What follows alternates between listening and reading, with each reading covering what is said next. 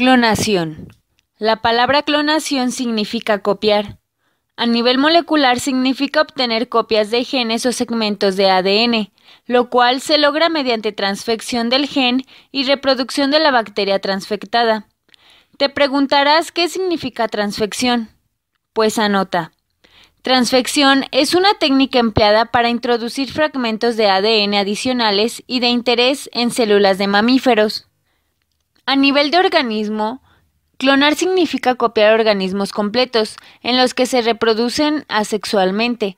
Esto ocurre de forma natural. En cambio, en los animales pluricelulares superiores, la reproducción es sexual y en esta situación, clonar significa obtener una copia del organismo adulto a partir de una de cualquiera de sus células.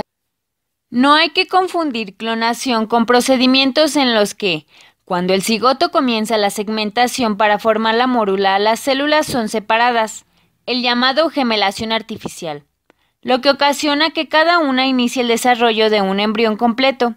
Al producto de esto se les han llamado clones, pero no lo son, porque solo están provocando un fenómeno que ocurre de forma natural, como los trillizos, quintillizos, etc. Es por ello que al no ser copias de un organismo adulto no se les puede llamar clones. Hubo tanto revuelo cuando Ian Wilmot, del Instituto Roslin de Edimburgo, comunicó el logro de la clonación de una oveja, la oveja Dolly. Ahora nos preguntaremos, ¿por qué Dolly es un verdadero clon? Antes que Dolly, ya se habían clonado sapos, ratones y vacas en el laboratorio, en donde se demostró que el ADN de las células adultas, a pesar de haberse especializado en un solo tipo de célula, puede usarse para crear un organismo completo entero. Entonces, lo que ocurre en la clonación es extraer el núcleo de una célula diferenciada y trasplantarla en un óvulo sin núcleo. Esto fue lo que ocurrió con Dolly, pues los investigadores usaron una célula de ubre de una oveja blanca, alternando su medio de crecimiento, y le inyectaron a un óvulo sin núcleo. El óvulo provino de una oveja de cara negra, e hicieron que se fusionaran mediante pulsos eléctricos. Posteriormente, la implantaron a una madre de alquiler, una oveja de cara negra. Finalmente, se creó Dolly, y con la cara blanca. Respondiendo a la pregunta, Dolly es el clon más famoso debido a que cumplió con el proceso de clonación. Sin embargo, Dolly heredó las mitocondrias de la donadora del óvulo. El desarrollo de la tecnología de la clonación desencadenó nuevas formas de producir medicamentos y está mejorando nuestra comprensión del desarrollo y la genética. Genética humana. Incluye el conocimiento de todos los aspectos relacionados con la herencia humana. Actualmente, se considera que un gen es un segmento de DNA que se encuentra a continuación de un promotor y que puede ser transcrito por una RNA polimerasa, originando un RNA funcional. La totalidad de los sistemas vivientes, desde los virus hasta el hombre, deben su origen, propiedades y desarrollo a dos clases de macromoléculas, los ácidos nucleicos y las proteínas. La genética clásica inicia con los trabajos de Mendel, quien logró establecer la existencia de genes dominantes y recesivos y los mecanismos por los cuales se heredan, lo cual quedó generalizado en sus tres leyes. La primera ley de Mendel dice que cuando se cruzan dos razas puras que difieren en un solo carácter, todos los individuos de la primera generación filial son iguales entre sí. Mendel autofecundó plantas de semilla amarilla y verde, y las llamó razas puras u homocigóticas. Posteriormente las cruzó entre sí y las llamó generación parental. El gen que aparece se llama dominante y el gen oculto recesivo. Segunda ley de Mendel o de la segregación independiente. Cuando se cruzan entre sí los híbridos F1 se obtiene F2, en la que aparecen los fenotipos que parecía habían desaparecido en la F1 y además en proporciones fijas. Tercera ley de Mendel o ley de la independencia o también llamada libre combinación de los genes es una consecuencia de la segunda.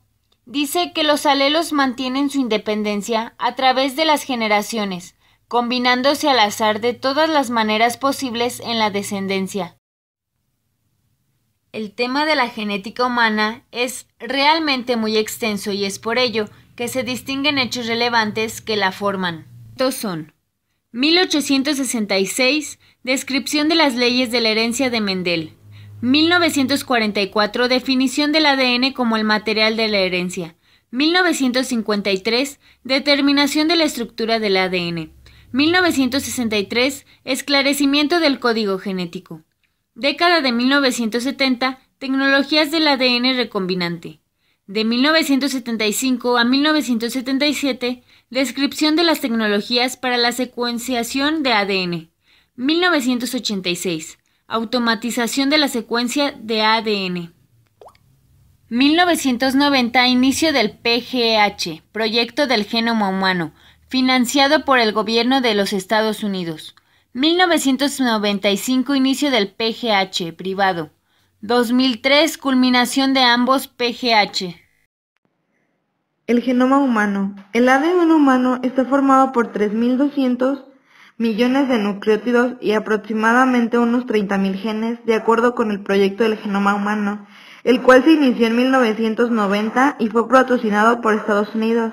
Inicialmente fue dirigido por James Watson y luego por Francis S. Collins, director del Instituto de Investigaciones sobre el Genoma Humano en Estados Unidos.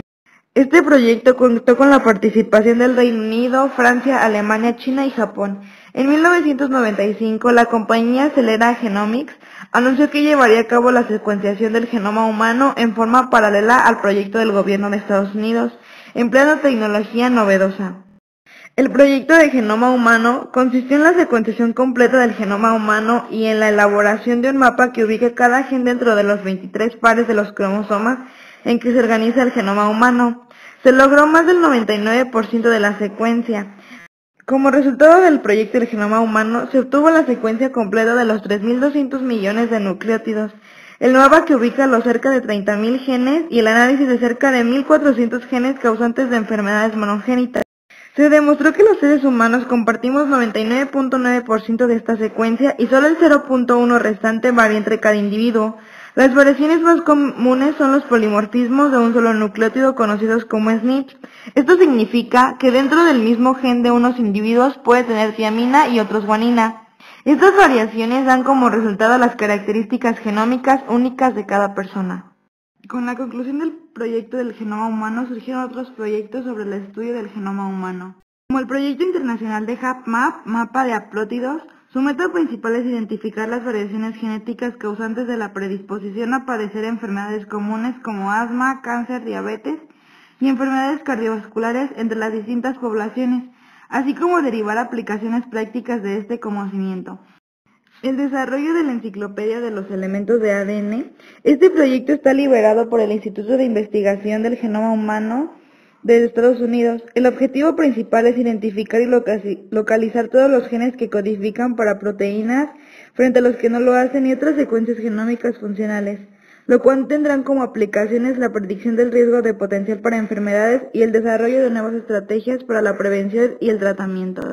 Química. Su propósito es dilucidar las vías metabólicas con mayor precisión, basándose en la química de cada molécula en relación con su capacidad de interactuar con determinados genes, considerando el hecho de que frecuentemente sirven como puntos de inicio para desarrollar nuevos fármacos.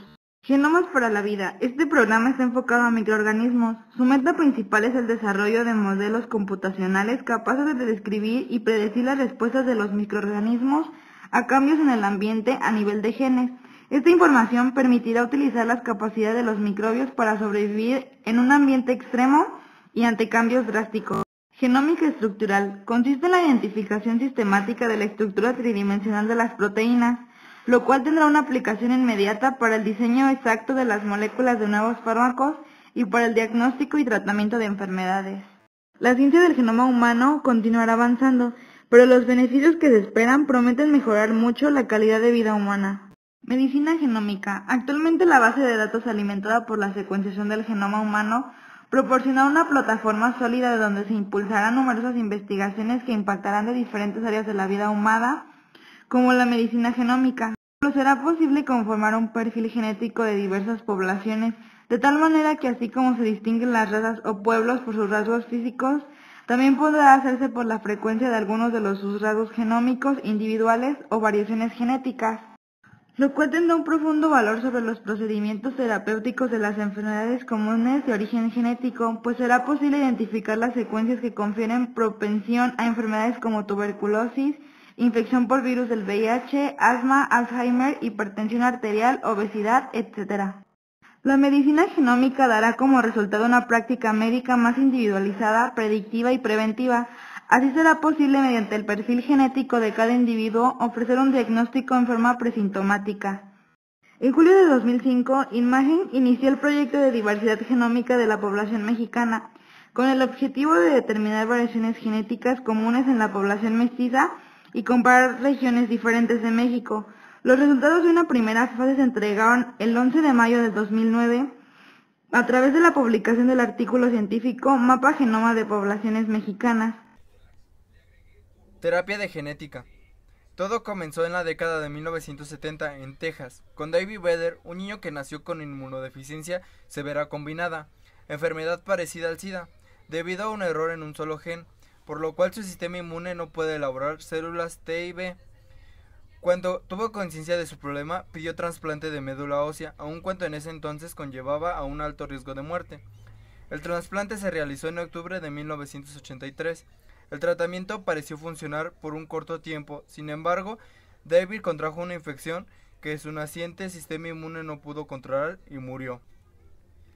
7 años después, se puso a prueba una nueva técnica, la terapia de genética, que se usó para tratar a la pequeña Shanti, con la misma enfermedad. Se le extrajeron células dañadas de su cuerpo para introducirles la versión del gen corregida mediante un vector vírico no infeccioso. Las células así transformadas se reintrodujeron al cuerpo. Se convirtió en la primera paciente en recibir terapia genética. Se puso en marcha numerosas investigaciones clínicas sobre enfermedades monogénicas. La terapia de genética es una técnica de la medicina molecular que consiste en la transferencia de genes sanos a las células para prevenir, curar o diagnosticar enfermedades y al tratamiento de enfermedades actualmente incurables. Los genetistas disponen de dos técnicas para la introducción de genes en las células que han sufrido daño. Una de ellas es ex vivo y consiste en extraer las células afectadas, modificarlas in vitro, reimplantarlas en el organismo mediante un vector retrovírico. La otra técnica es in vivo y consiste en administrar al enfermo el gen correcto transportado por un vector directamente a las células dañadas. Los vectores más frecuentes para la inserción de genes son los retrovirus y los adenovirus. La terapia de genética indudablemente ha avanzado, sin embargo quedan aún muchos problemas técnicos por superar.